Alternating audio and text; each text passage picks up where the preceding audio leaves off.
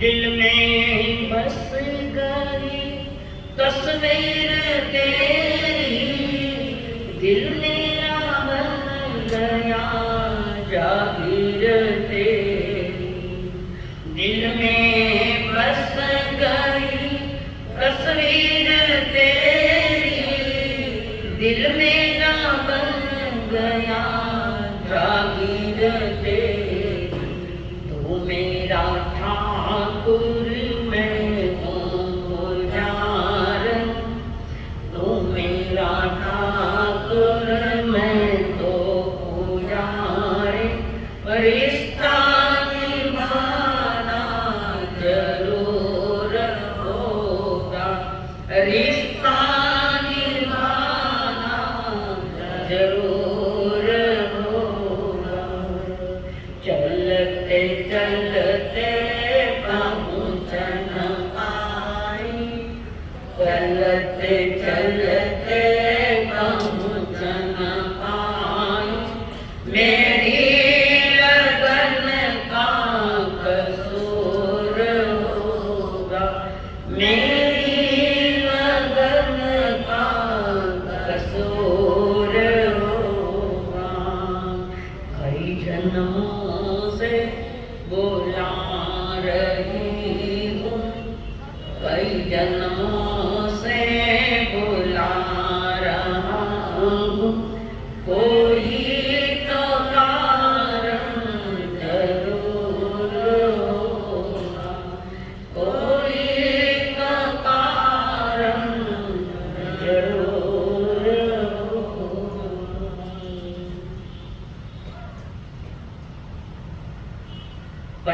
परमेश्वर को प्रणाम, प्रणाम करूं परमात्मा स्वरूप सद्गुरुदेव, संयम जीवन के सह साथी, जिन्होंने हमारे जीवन में एक नई रोशनी पैदा की। अनंत अनंत कार्य परम कृत्य आदरणीय श्री परमात्मा आत्म कल्याण से तो जिन्होंने हमारा हाथ थाम कर हमें सद्गुरुओं के चरणों में समर्पित किया। वे अनंत अनंत कार्य मेरे संसारी स्वर्गस्थ पिताजी एवं स्वर्गस्थ माता जी।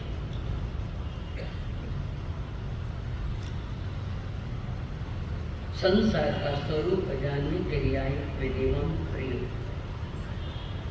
आप सभी के भीतर में विराजमान भगवान आत्मा को मेरा प्रणाम है।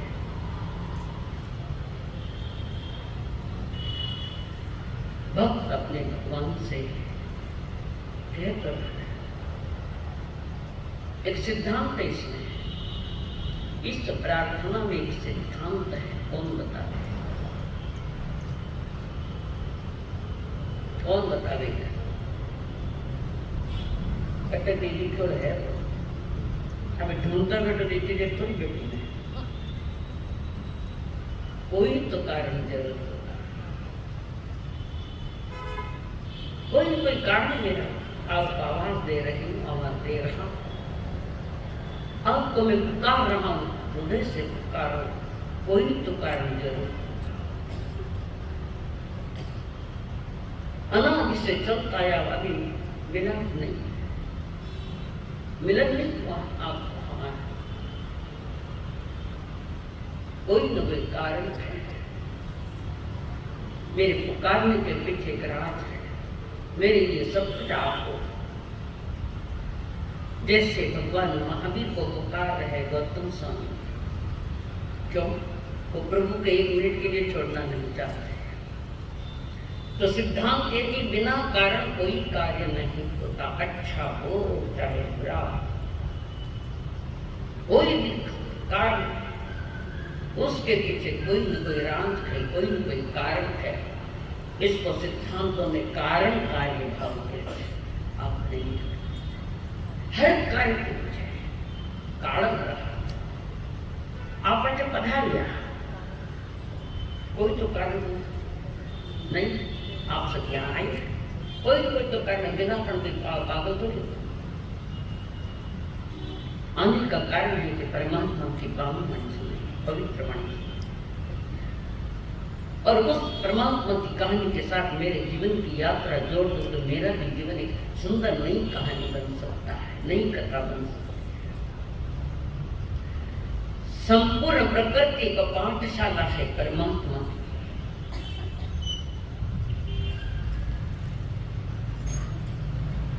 और इस पाठशाला में जो प्रवेश पाते हैं ये संसार में रहकर भी बहुत कुछ समझ जाते हैं। ये पाठशाला मांगते बराबर होशियार रही। इस परमात्मा की पाठशाला में आप जाओ तो कुछ न कुछ तो मिलेगा ही, निश्चित मिलेगा। संत, महात्मा, गुरुजन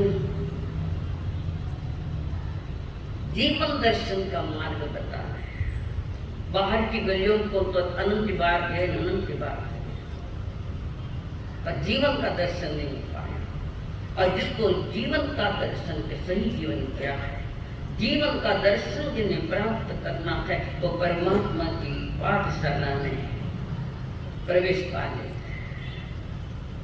हमें जानना करना का विषय है।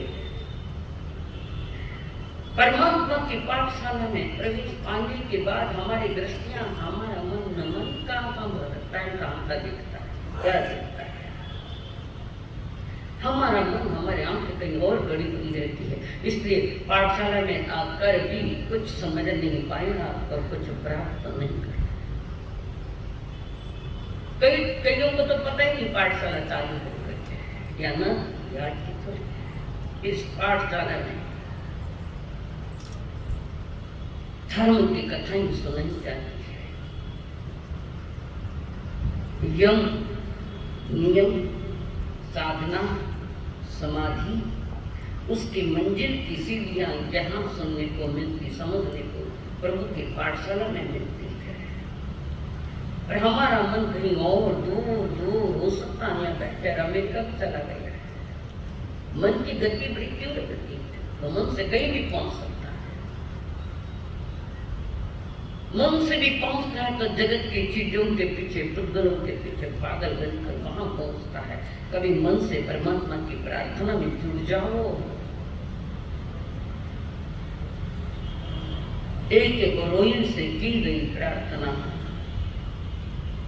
हमारा जीवन का उत्थान कर, अनंत अनंत कर्मों को नष्ट कर।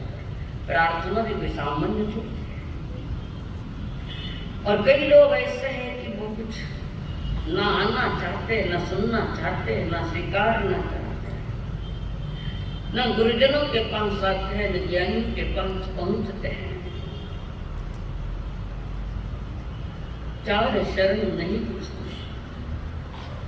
शरण तो नहीं है पर चार शरण संसार की शरण नहीं है। और संसार की शरण में जाओगे, शरणार्थी बनकर कहाँ रहोगे। संसार प्रभु कहते हैं बिगड़ गया है जीवन पूरा, स्वयं के साथ छलावा हो रहा है, छल कपट स्वयं के साथ, अपने साथ। हमने शरण उन चीजों की पकड़ी है जो स्थायी नहीं, सदा स्थायी। भले बड़ा बंगला बना लिया और बंगले में शरण ले गए, बंगला स्थायी है क्या? सदा का छोड़, या तो बंगला रहेगा या हम रहेंगे, कुछ नहीं एक रहेगा, दोनों तो नहीं रह सकते। संसार की शरण में डूब गया। एक संत ने पूछे कि मंगल पाठ सुनाकर याद हो मुझे वो। उन्होंने बता दिया, उसने संपत्ति शरणम पवित्रामि, पत्नी शरणम पवित्रामि, ऐसे कुछ शरण बताया। याद आएगा बताऊंगी। ऑलरेडी आप उसी में धम्मम नहीं, धन शरण को, धन तुम्हें शरण देगा। सारी सोच बिगड़ी है दिमाग की। इसका मतलब नहीं आप धर्म मत पाओ, धर्म नहीं देंगे, पर एक ही चीज में अगर डूब गया है आदमी, मैं क्यों ना ऐसी चीज है तो संत ने एक मंदिर पाठ सुनाया। मंगल आपकी दृष्टि में मंगल है, हमारे लिए नहीं। उन्होंने कहा सोना मंगलम, चांदी मंगलम, रुपया मंगलम, नारी मंगलम। पोपट लगे बराबर, हाँ तो को नहीं क्यों दुकान पुत्र लोगोत्तमा, धंधा लोगोत्तमा, तिजोरी लोगोत्तमा, दुकान का ग्राहक लोगोत्तमा। लोक में उत्तम तुम्हारे लिए चाहे। सासु शरणम पवज्जामि,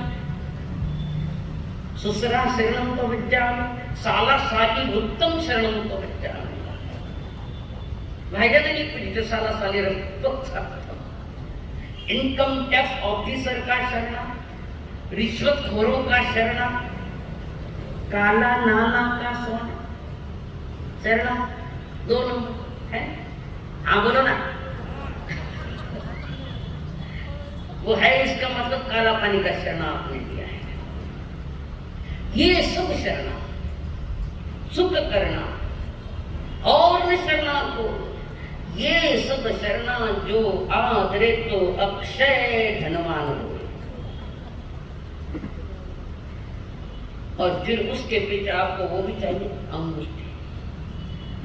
ये शरणा में अमृत बसे, सब सुख ना भंडार, नारी गुरु ने याद रे, मनवांछित सुख पार। अच्छे लगे बात करती थी, ये शरण से परमात्मा की शरण के, देव गुरु धर्म की शरण क्या है? कोई शरण। ये तो सारे छलांग है, दुख का रास्ता दिखा रहे हैं, परमात्मा का रास्ता है। ये सारा संसार एक पाठशाला है, और जिस पाठशाला में पढ़ाने वाले देव गुरु धर्म है। ना संत के पास जाकर कोई शिक्षा ग्रहण की, समय की बर्बादी शायद चीज है। उन लोगों की हालत कुछ इस प्रकार है, ऐसा है, न खुदा मिला, न विशाले सनम, न इधर के रहे न उधर के रहे। न खुदा मिला, न खुद मिला, न संसार मिला। जो भी रो कुत्तो न घर में घाट रो, आज बीच में कटे रहते हैं, इधर नहीं उधर नहीं, बीच में का घर है। तुम्हारे लिए संकेत है। परमात्मा महान जी ने अपनी पाठशाला में कई प्रकार की कथाएं कही।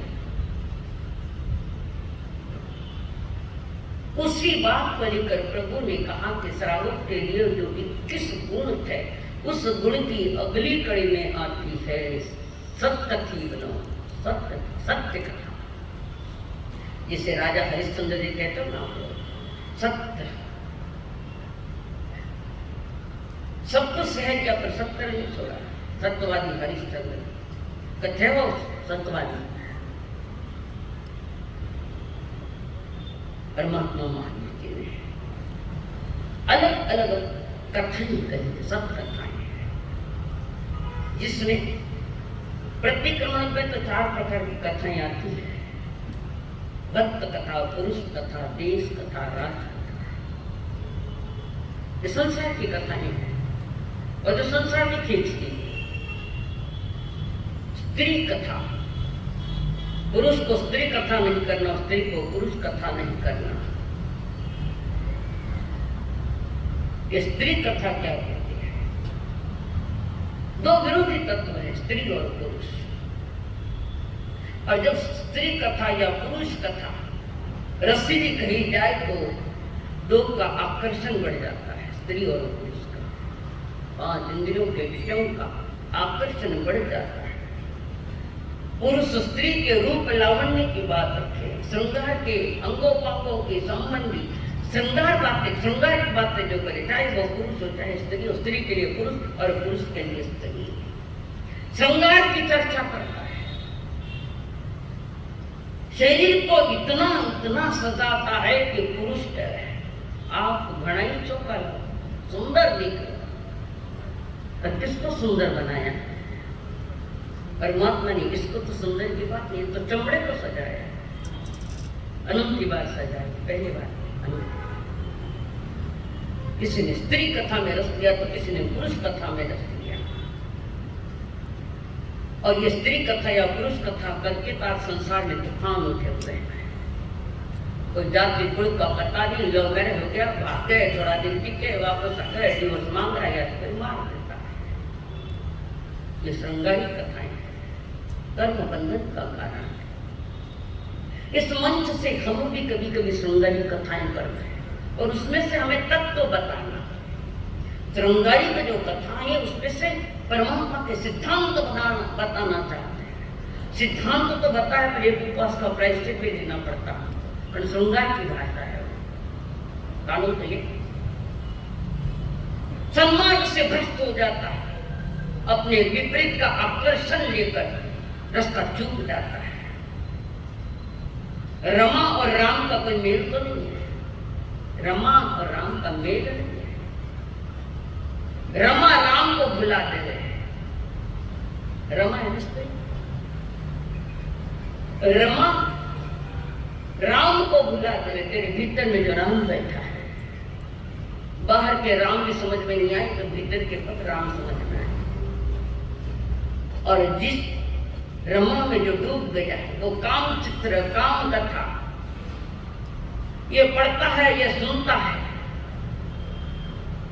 जिससे विकार लगे उस कथा में डूबा हुआ आज का इंसान रामचरित्र कब पढ़ेगा, राम की कथा कब सुनेगा। सीता के रूप की कथा शूर्पणखा ने की, रावण ने सुनी तो परिणाम क्या आया आपके सामने थे। शूर्पणखा ने रावण को जाके कहा, तुम्हारे पास जितनी रानियां उससे अनंत गुना सुंदर है सीता, बस स्त्री की कथा एक स्त्री ने कर दी, स्त्री स्त्री की दुश्मन बनी। पटके जो मत मानवाते बोले, एक स्त्री की कथा करके इतने बड़ी रामायण महाभारत खड़े हुए। इतिहास साक्षी है, नारी के हाव भाव में आषाढ़ भीति भटके कि नहीं भटके? नहीं भटके। नारी को बोलने की कोई आवश्यकता नहीं, शरीर से हाव भाव करके ईसा नंदीशेन राजा श्रेणी का बेटा एक स्त्री के हाव भाव में संयम छोड़ दिया। क्यों छूटा संयम? के परमात्मा के मार्ग पर पक्का कदम नहीं चला, ज्ञान पूर्वक विवेक पूर्वक मार्ग पर नहीं चले और उस स्त्री के डूब गए उसके हाव भाव में। ये कथाएं संसार की कथाएं हैं। वर्तमान में युवा पीढ़ी के लिए पतन के कई कारण खड़े हो गए हैं, कई कारण युवा पीढ़ी के लिए पतन की ओर मार्ग चल रहा है। अशुभ निमित्तों का जोर चल रहा है, रोड पर पिक्चर के फोटो लगाया तो चित्र विचित्र, मोबाइल में पता नहीं कैसे गंदे गंदे चित्र आते हैं, और भी कई जगह।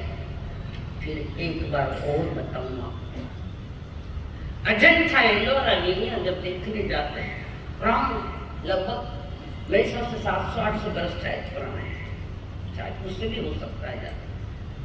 वहां पर गुफा में कहीं महावीर की प्रतिमा है, कहीं बुद्ध की है और कहीं और किसी की प्रतिमा ही है। बाहर में अंदर, पर बाहर में जो काम चित्र लगाए बैठे, काम चित्र, उसका संकेत अलग है। नारी पुरुष के काम चित्र बाहर में कोरने में किए गए, मैंने बचपन में देखी थी, हम गए थे। पर वो काम के लिए बात नहीं, वो कहते सारे इंद्रियों का काम छोड़कर तुम परमात्मा के दरबार में प्रवेश करो, इंद्रिय विषयों को त्याग कर बाहर क्या करो। वो इशारा उधर है, भीतर में तो गया नहीं, वही काम चित्र देखते बैठ गया। बस ये विकारी कथाएं था, संसार की विकारी कथाएं। फिल्मों में विचित्र विचित्र रहन सहन बताया है, नंगा नाच है, पूरा नंगा नाच, जिससे आज भी कई अनर्थ हो रहे हैं। अपहरण, बलात्कार, तलाक, ये घटनाएं कहां से आई? आगमों से, शास्त्रों से, कोई धार्मिक ग्रंथ से आई? कहां से आई? बाहर का जगत। तुम्हारे लिए बाहर का जगत आकर्षण केंद्र बन गया और परमात्मा की पाठशाला में ज्ञानियों को दूसरा आकर्षण का केंद्र, एक तरफ धर्म है और एक तरफ हल्कपना। थाना मोबाइल में तरफ देव आज में चेक करो, कई कई फोटो है मायने।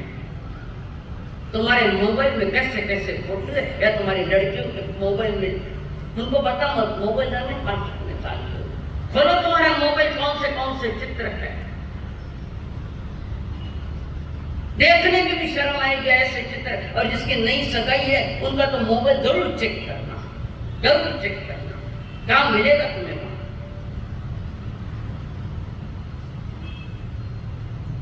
यानी ऐसे ऐसे खोटे निमित्त मिल रहे संसार में कि वो उपादान यानी स्वयं जीव इतना मजबूत नहीं है कि उस निमित्त से जुड़े नहीं और जीवन का पतन करे नहीं।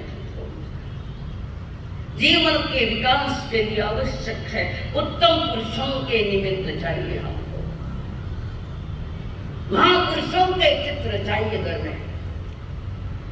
हाँ, घर में क्या क्या फोटो है, या तो पशुओं के खूंखार पशु घर में मत रखना जो अहिंसक है, हिंसक है विचार में, जो हिंसक प्राणी है जैसे शेर हुआ,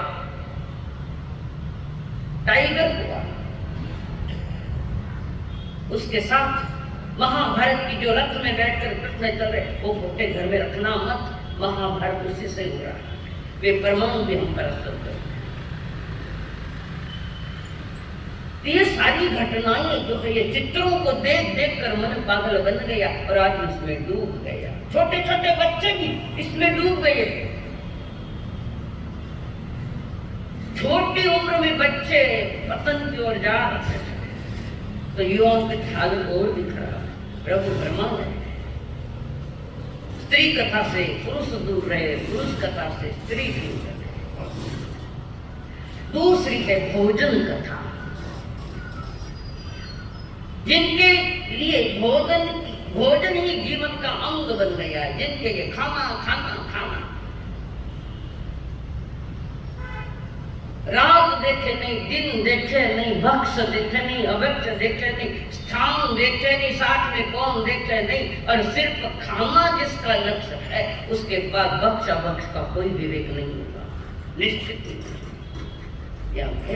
साधु के लिए भी 5 बातें बताइए भोजन करने के पहले, 5 बातें जिसको हम मांडला कहते हैं। तो भोजन को बैठते हैं जहाँ एक साथ उसको मांडला कहते हैं, जहाँ एक कपड़ा बिछाया हुआ होता है और उस कपड़े पर रोटी आदि रखते और प्लेट में सब्जियां लेते, उसको मांडला कहते हैं। साधु को भी भोजन करते वक्त 5 बातों का ख्याल रखना पड़ेगा, इसको मांडला के दोष कहते हैं।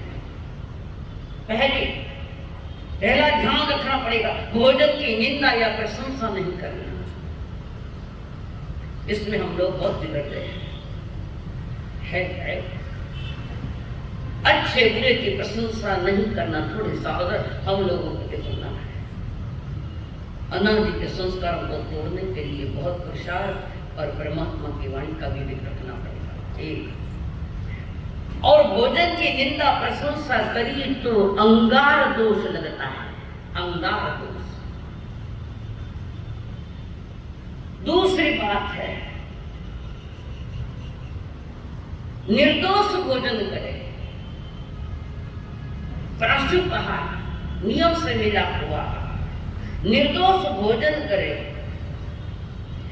भोजन दाता की निंदा प्रशंसा अगर करे तो धूम दोष लगता है, निंदा करे धूम दोष।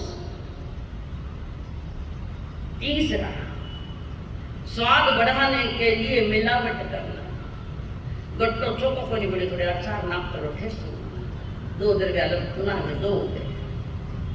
तीसरा स्वाद लेने हेतु उसमें चीजों में चीजें मिला मिला कर खाना, तभी स्वाद है तो ये डालो नींबू का, ये दोष है, मानव का दोष है साधु के। चौथा इसको मिस्या दोष कहते हैं, मिलावट करना। अप्रमाण, प्रमाण से ज्यादा आहार करना, पुरुष के लिए 32 कवल है, स्त्री के लिए 28 कवल का आहार और तीसरे वेद के लिए 24 कवल का आहार दिया है।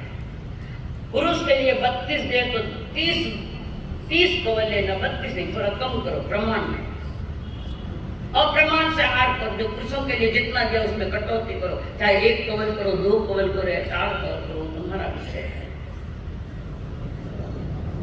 प्रमाण से आहार करना चाहिए, नहीं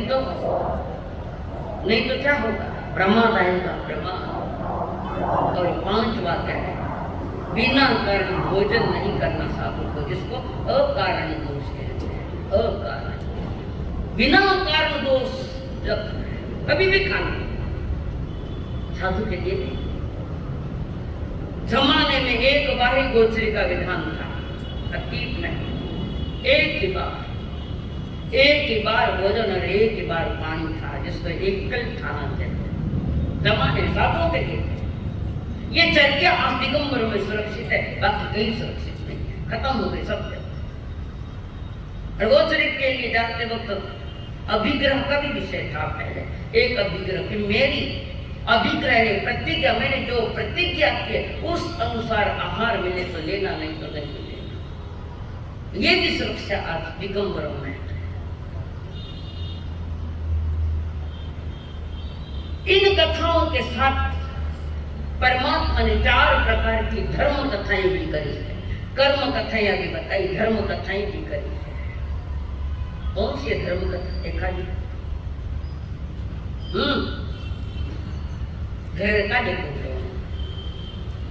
धर्म की 4 कथाएं, जो सत्य कथाएं, सत्कथी धर्म कथा, जिस कथा से धर्म जिज्ञासा उत्पन्न होवे, कर्म मुक्त होने की भावना जागे, उसका नाम धर्म कथा है। कि कर्मों से मुक्त होने के परिणाम भीतर में जागे, अंदर में जागे, जीवन को ऊंचाई की ओर ले जाओ, विकास की ओर ले जाओ, वो क्या धर्म कथा। पहली कथा का नाम है आक्षेपणी। जिस कथा से श्रोता वक्ता मोह से हटकर तत्व की ओर आकर्षित होता है, ये धर्म कथा है, इसका नाम है आक्षेपणी।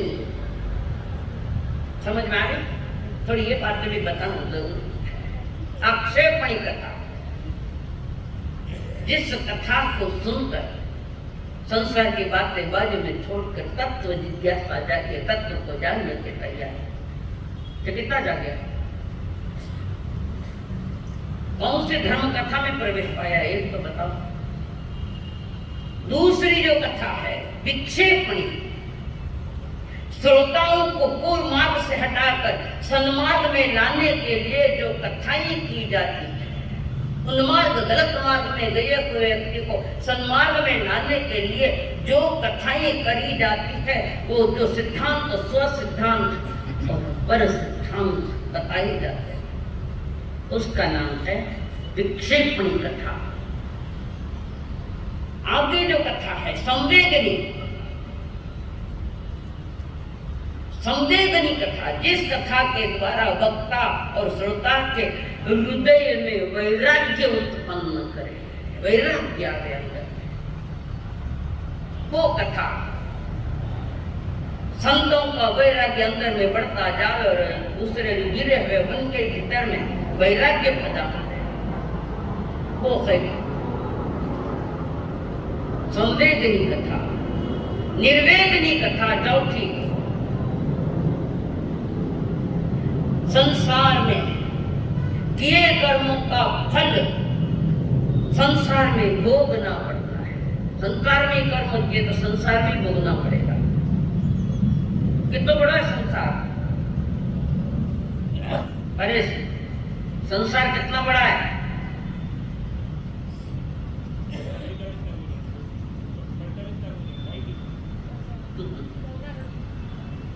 चौदह राज्य,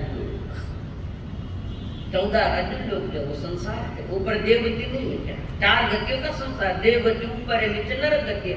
आज गलती कैसे कर दी इतनी बड़ी? ढाई बता रहे थे इस्लाम, निकाल दो कोई बात। कुछ बातें गलत है तो एडिट कर देना, सारा मोबाइल में सब की बात आता रखते। तो जो कथाएं निर्वेदिनी संसार के स्वरूप को बताती है और जो कर्म के भोगने पड़ेंगे, स्वीकृत करने पड़ेंगे, पहले तो एक्सेप्ट करो और फिर स्वयं को एडजस्ट करो। ये संसार किसी पूर्वकृत महान भोग पर महान जो कर्म उदित उदय में आए थे, महान कर्म, तो सोचता ये मेरा ही बाजार है। कहीं कहीं गड़बड़ मनी पड़ती है, कहीं न कहीं जिंदगी में गड़बड़ियां हो के ये कर्म उदय में आए हैं। अब हड़बड़ा कर जाग रहा है, जागो धर्म कथाएं सुनकर स्वयं को जगाओ थोड़ा सा। तो जब मुझे भोगना ही है, इसके बिना छुटकार नहीं, तो हंसते ही भोगो ने रोता ही भोगो, तो हंसते ही स्वीकार कर ये फल जो आया है मेरा ही बीज बोया गया। कर्म सिद्धांत से ही जीवन में वैराग्य के भाव आते हैं।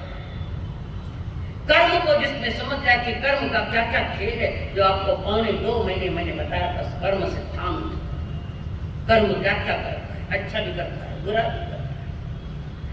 और कर्म सिद्धांतों को सुनने के साथ जीवन में विरक्ति मजबूत हो जाए और परमात्मा के मार्ग पर चलने के भाव जाते हैं। संसार की कथा तो 2 ही प्रकार की है। संसार की कथाएं कितने प्रकार की है? जल्दी बोलो, 2 प्रकार की है। पोपटलाल जी बोलो साहब, हाँ बोलो जल्दी बोलो, कौन बोलेगा? संसार की कथाएं 2 ही प्रकार की है। कौन सी है? हाँ? ओ समझदार, बस जो सुख दुख का पाप और पुण्य, पुण्य की सुख कथा, पाप की खोटी कथा, 2 ही कथा एक संसार। और ये संसार भी चल रहा है 2 तत्वों के से चल रहा है, पाप और पुण्य। फिर उसके आगे बाजार खड़ा हो गया है। सारी संसार की कथा पाप और पुण्य की है। परमात्मा की कथा न पाप की है न पुण्य की है। परम तत्व पाने की उनकी कथाएं बनती है। 4 प्रकार की धर्म कथाएं परमात्मा। इतनी सी भी कथाएं थोड़ी समझ में आ जाए तो ठीक है, पर आदमी के भीतर के जो परिणाम हैं, कभी कभी कथा बिगाड़ देते हैं, परिणामों पर कथाएं बिगड़ जाती हैं। हमारे जीवन की कथा, एक कथा ऐसी होवे कि पुनः उस कथा की कोई पुनरावृत्ति नहीं होवे, यानी परमात्मा के मार्ग पर चलकर मोक्ष प्राप्त करे, मुक्त हो जाए, उसकी कोई नई कथा नहीं। कथा तो सारे संसार की है, 2 पुण्य के 2 पाप की है। नरक और तिरंज, काम का तीव्र उदय, मनुष्य और देव पुण्य का उदय है। ये कथाएं हैं। परमात्मा ने कहा श्रावण के लिए कहा संकेत किया, सत्य कच्ची बनो, अच्छे गुरु को जानो समझो, संसार की कथाओं को जानो और परमात्मा की कथाओं को भी जानो, और दोनों में समझदारी से निर्णय लेना आपके हाथ में है। सुनी थी कथा, एक राजा की 2 पत्नियां, एक का नाम था लक्ष्मीवती और एक का नाम था कनकवती, कनकोदरी।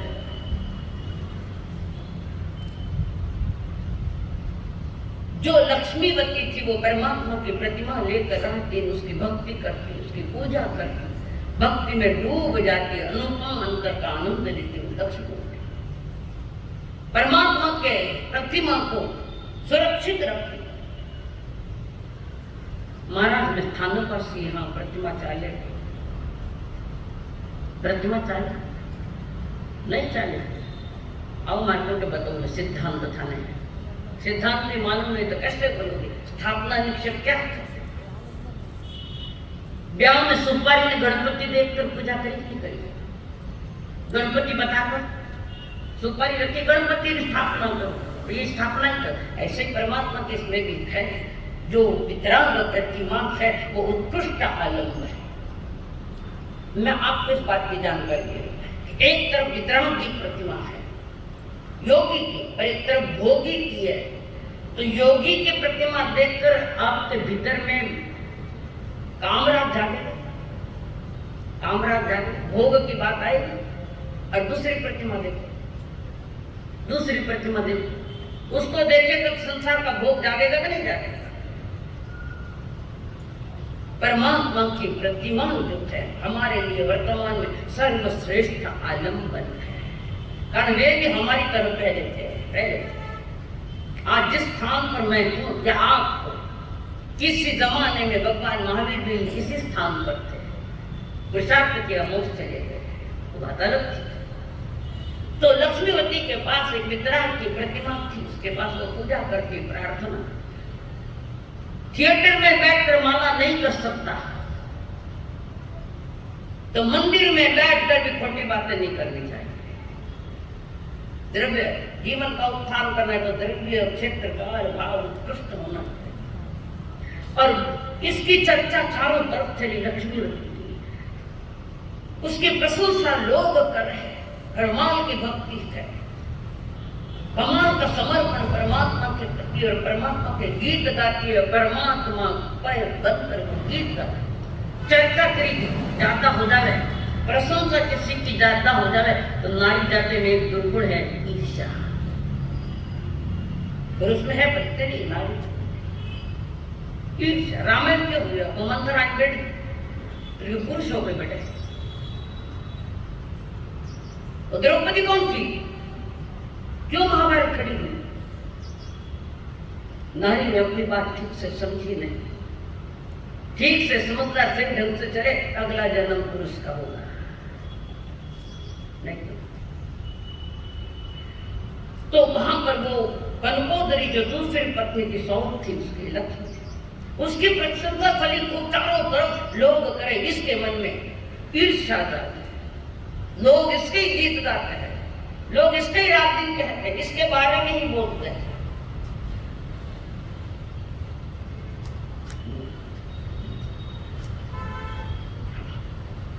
और उसकी ज्यादा स्तुति होने लगे तो दूसरे के मन में तो वो शल्य है, शल्य।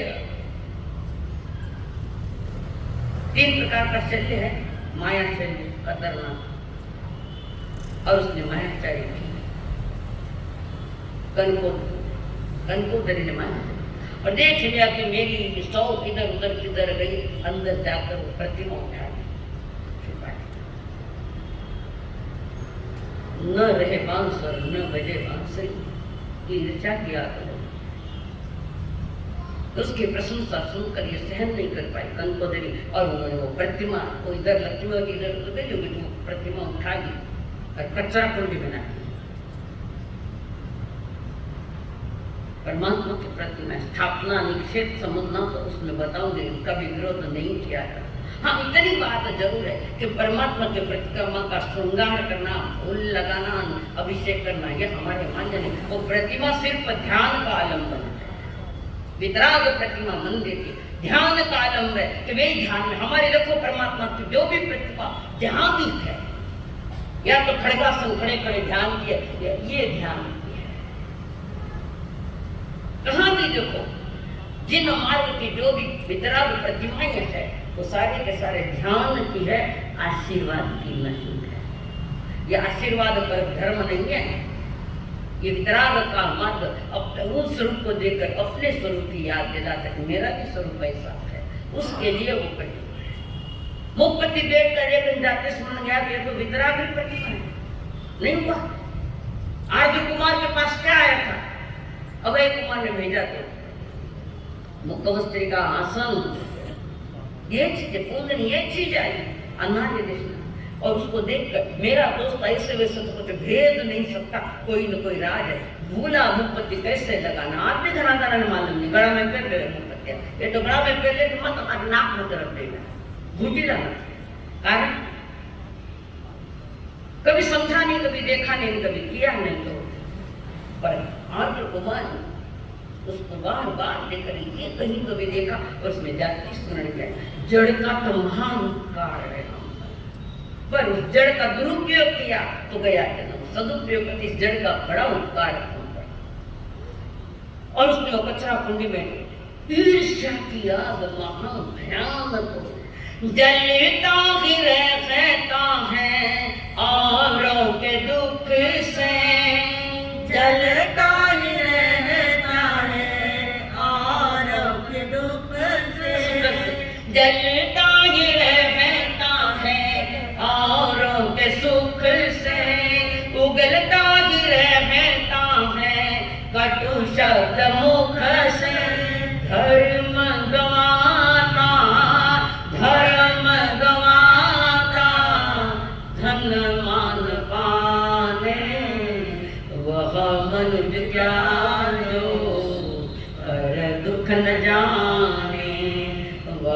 मनुज त्यारो पर दुख न जाने।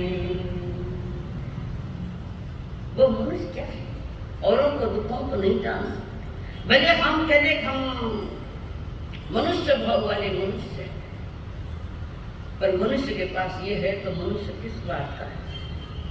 कोई गुण तो चाहिए नहीं मनुष्य के। आकार प्रकार मिल जाए तो मनुष्य हो ऐसा तो पशुवत भी व्यवहार कर सकता है। वो हो रहा है पशुवत व्यवहार। झाँको देश विश्व के सारे बॉर्डर पर झाँको, पशुवत व्यवहार चल रहे हैं सारे। नाम का मनुष्य मनुष्य नहीं है। मनुष्य तो वही होता है हर एक दुख को जानता है, समझता है, और हो सके तो दूर करने का पुरुषार्थ करता वो प्रतिमा को जोरी। और वो लक्ष्मी खूब राम के सुनते रो के मेरी परमात्मा की प्रतिमा, मेरी परमात्मा की प्रतिमा का आंख है। प्रतिमा नहीं मिलती है, उसने खाना वाना छोड़ जाए, मैं प्रभु की परमात्मा की पूजा किए बिना, ध्यान के बिना मैं भोजन नहीं करूँगी। और कल कोदरी ने वहां मुस्कपड़ा किया, उसने किया वो प्रतिमा उठाई। मूलम नास्ति कुत्राशा को जो मूली उखाड़ दिया, प्रतिमा ही वहां से निकाल ली और कचरे में डाल ली। फिर किसी एक साध्वी ने उसको पता लग गया, तो साध्वी ने उस कंकोदरी को कहा बहुत बड़ी गलती कर गई तुमने, इसका फल जबरदस्त आए, ये प्रतिमा वहां जहाँ थी वहां रख दो। साध्वी ने कहा और उसने वो प्रतिमा रख ली। पर कर्म बांधे उसका क्या है? चिकने कर्म बांधे।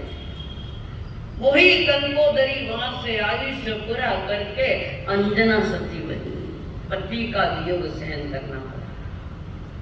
उधर प्रतिमा के कारण लक्ष्मीवती रोई और इधर पति के कारण वियोग में अंजना सती रोई, एक दिन में। और जिसने उस कंकोदरी को इस कार्य में सहयोग दिया वो उसकी दासी बनी। ये हाल एक दिवस सती अंजना, एक दिवस सती अंजना, बैठी तरु तले जाए वसंत मानव दासी साथ में, नैना नीर बहाए करे वो सती अंजना। किसी को रुलाया है तो रोना तो पड़ेगा, रोना पड़ेगा। किसी को रुलाया, दिन में कितनों को रुलाते हैं, मत रुलाओ। आनंद देना तो देश को तो आनंद दो, पर किसी को रुलाने की चेष्टा नहीं करो। देखो सती अंजना की क्या हाल है।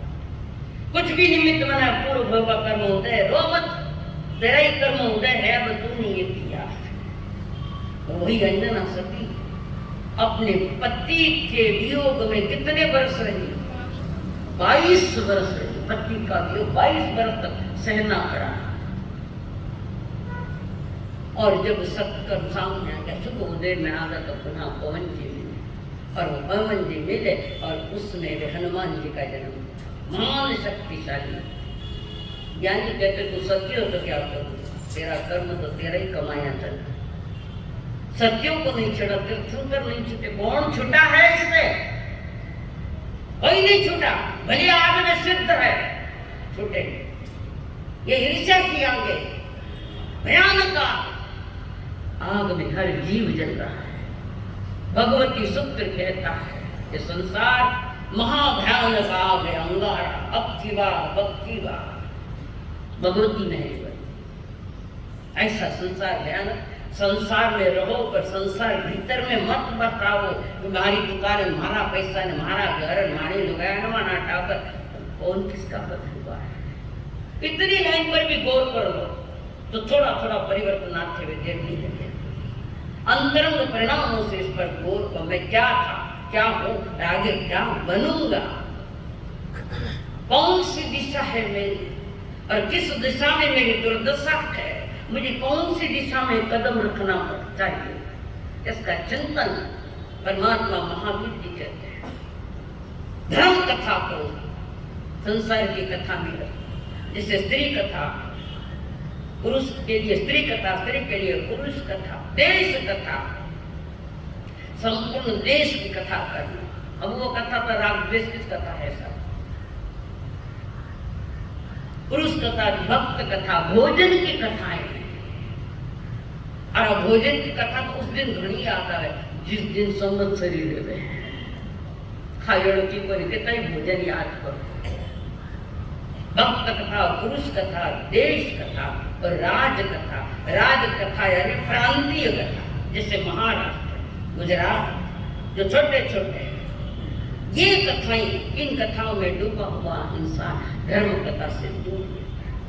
और वो लक्ष्मी पनको मेरे को ईर्ष्या की आग दागे तो पतित हुई 22 बरस तक पति का वियोग सहना पड़ा उसको। ऐसी आग लगी है उस धवल सेठ को, ईर्ष्या किया। श्रीपाल जी के सारा वैभव देखकर आग लगी है धवल सेठ को, और वो देख नहीं पा रहा। इसको कैसे खत्म करूं, कैसे खत्म करूं, यही विषय उसके पास है। श्रीपाल नरेश्वर कमलो परमेष्टि नव पद प्रेम से श्रीपाल नरेश्वर समरो परमेष्टि नव पद प्रेम से। धवल सेठ का कुकृत्य भांडों को भेजा राज दरबार में नाटक दिखाने के लिए और कहा तुझे 1 लाख स्वर्ण मुद्रा दो, उस श्रीपाल को तुम्हारा परिजन बता दो, भांड बना दो। अच्छे अच्छे के पांव फिसल जाते हैं, बड़ी बड़ी धन आए, कोई दे तो धन दो, अच्छे अच्छे के पांव फिसल जाते हैं। और 1 करोड़ स्वर्ण मुद्रा के लालच में हाँ मैंने स्वीकृति दे दी, कर दे दी, और वहां गया, सारी बात हुई, बहुत कुछ हुआ। फिर कहा श्रीपाल जी क्या बात है, सही है क्या? अब श्रीपाल जी सोच रहे आखिर मेरा उद्देश्य तो मेरा ही है, क्या कहूँ उनको। अब शादी होने के बाद मुझे पूछते हैं, राजा ने कहा ये बात ठीक है क्या, सही है क्या? हाँ महाराज सही है। खुद को भांड बता दिया, वो देख कर कर्म क्या क्या नाचना चाह रहे हैं, कर्मों का खेल देखो, जानू थोड़ा कैसे मेरे साथ ये फजीती हुई, कोई तो कारण जरूर था, कोई तो कारण। और राजा ने तुरंत हुक्म भी दिया तो भांगर फांसी का। पुनः उसके बाद गुणमाला वहां गई, पूछा, 2 जन बैठे थे, मदन सेना और रैन मंजुषा को सारी घटना पूछी हुई, तीनों वहां आए, राजा को बात करी। राजा ने क्षमा मांगी। श्रीपाल जी कहते महाराज तुम्हारा दोष नहीं, तुम्हारा दोष नहीं, दोष गिरो मेरा कर्म का दोष। मत दीजो दुजाने दोष आटो कर मारो, मत दीजो दुजाने दोष आटो कर मारो। जब तक दूसरा दोषी है तुम्हारी नजरों में, तब तक हम दोषी स्वयं को दोषी। ज्ञानी अपने कर्म पर विचार करते हैं और अज्ञानी दूसरों पर विचार करते हैं, मेरा कर्म तू का है। इसका मतलब यह नहीं है वो कुछ भी करे तो मैं सहन करूं, हमारा कर्म मारो तो मारे, ऐसा एकांतवाद हमारे यहाँ कि हमारा सही क्यों छो वीरो वो थप्पड़ मारे तुम्हारा कर्म मारो उधर। कर्म सिद्धांत हो जाए। कई बार मैं कहती हूँ कुत्तो भूमू करे तो मारो तो नहीं, पर हट से क्यों नहीं पड़ेगा, नहीं तो काट लेगा। और श्रीपाल जी महाराज आपका दोष नहीं, मेरा ही दोष है। और फिर उनको आओ भगत के साथ दरबार में लाया। कितनी रानियां साथ है? सावल दिनों 3 है। उठे कितनी पूछो, उतारे नहीं पूछी।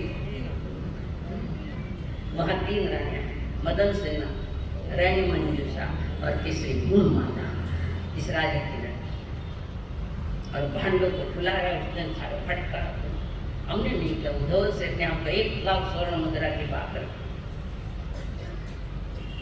तब हमने ये काम किया। आर्थिक पैसे के पीछे मारवाड़ी तो कुछ भी कर सकता है, मैंने तो फक्त पैसे चाहिए। समय है तो किसी को मरवा भी सकता है। ये पूरे केस जैनी ने छोटे काम किए, घना साना को नहीं है जैनी। कम लोग हैं जो समझते परमात्मा की पाठशाला में क्या क्या बताया जा रहा है, चंद लोग होते हैं और जो परमात्मा की पाठशाला में समझते हैं, जानते, जीते हैं। और फिर उसके बाद श्रीपाल जी वहां थे और राजा ने हुक्म में दे दिया इन सब भांडों को मार डाला, साथ में धोल सेठ को भी मार डाला। हमारे कंवर साहब की बदनामी थी, तो थारा काचा पानी था, तुम भी तो सोचकर निर्णय देते, हर फांसी दे दो, ना दे दो, तुम दे।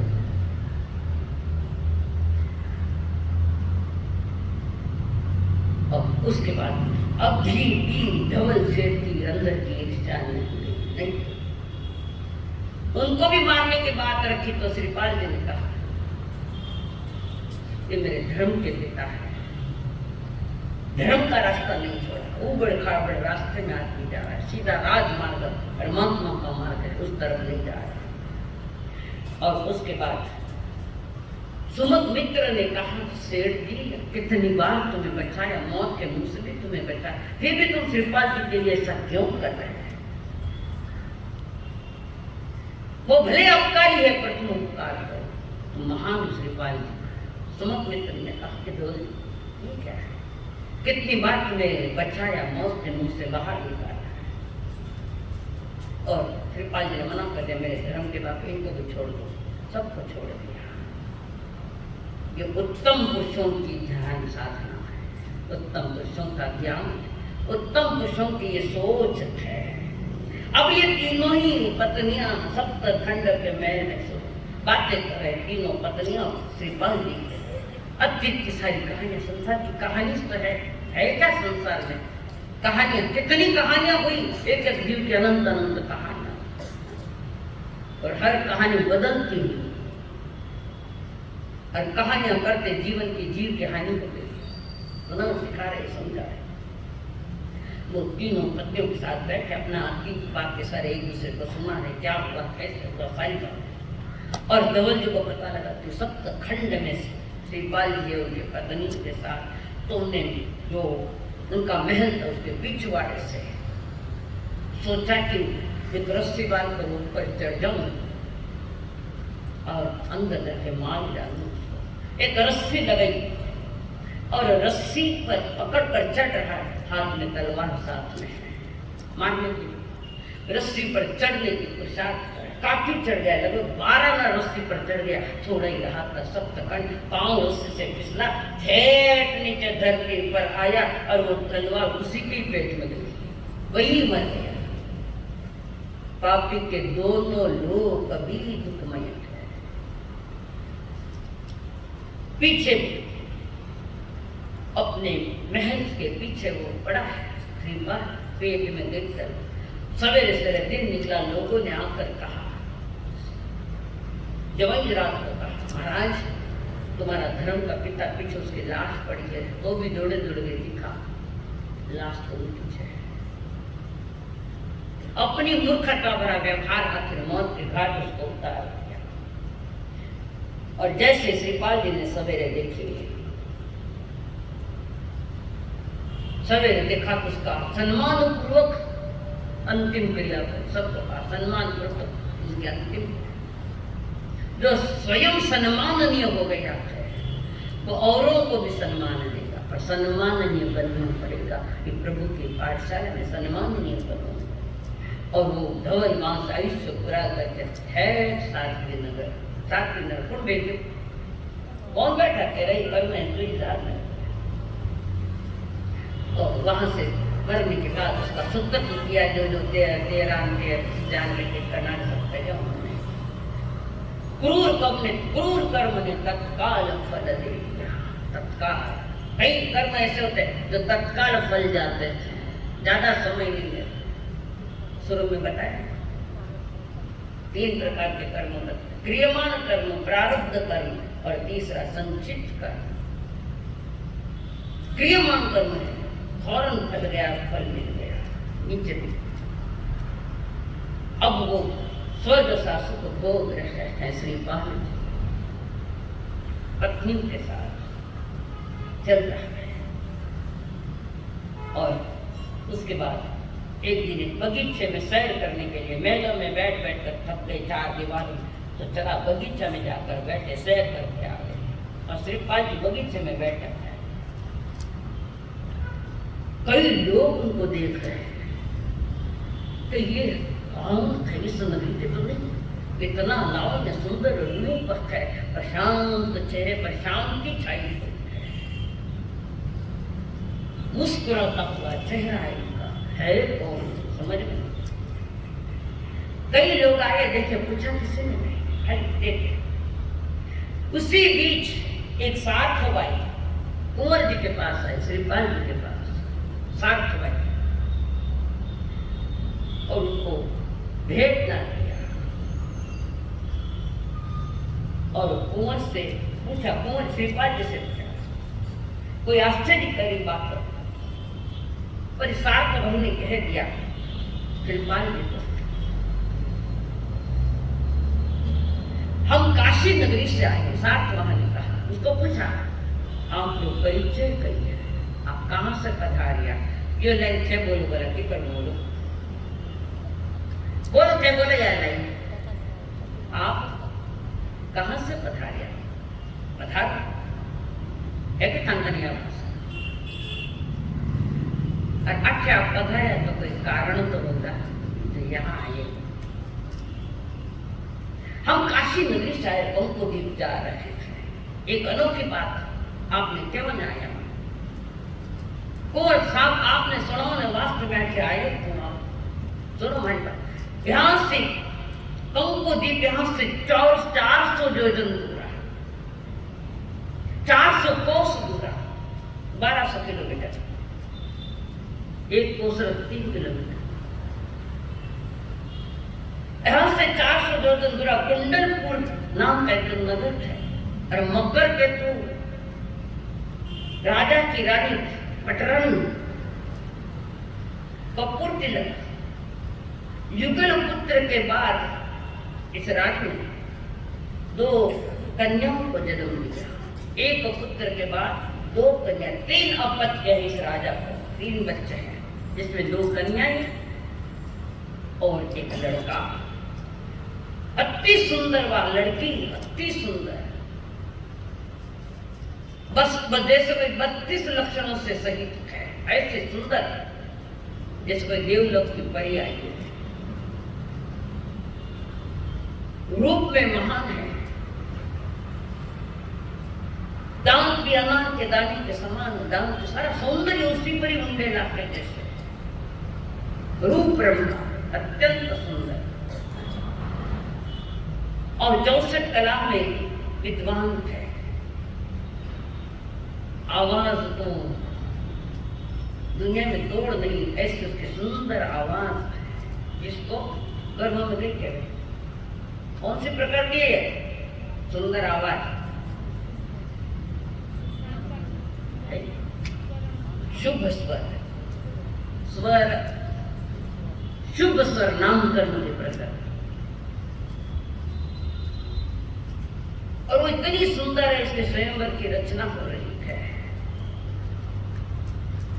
कैसे है स्वयंवर की रचना का, जो उसको विद्या वादन में हराएगा, किसको, वो कन्या को, गुण सुंदर जिसका नाम है, नाम भी सुंदर सुंदर है, मैना, मैं नहीं, विनयवान मैना, मदन सेना जिसके बदले भीतर में मदन, मद नहीं, मदन यानी मद नहीं,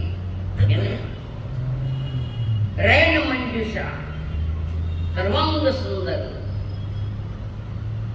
अब चौथी गुणमाला, गुणों की माला जिसने पहनी वह चौथी गुणमाला, और ये 5 गुण सुंदर जिसके सारे गुण एक से एक बढ़िया सुंदर है, और उसने वहां संयम की रचना की, बिना वादन में जो उसको हराएगा उसके गले में ये माला पड़ेगी, और वो सार्थ वहां कहकर चला गया, रवाना हो गया। श्रीपाल जी वहां बैठे बैठे बगीचे में सोच रहे, 400 कोस कैसे जाएंगे, क्या जाएंगे, अति दूर से मुश्किल है, और समय थोड़ा रहा है वहां पहुंचना है। श्रीपाल जी सोच रहे, किसी ने आवाज दी, महाराज आपको बुलाया जा रहा है, और सब कर मिलकर बोल रहे, संकल्प होगा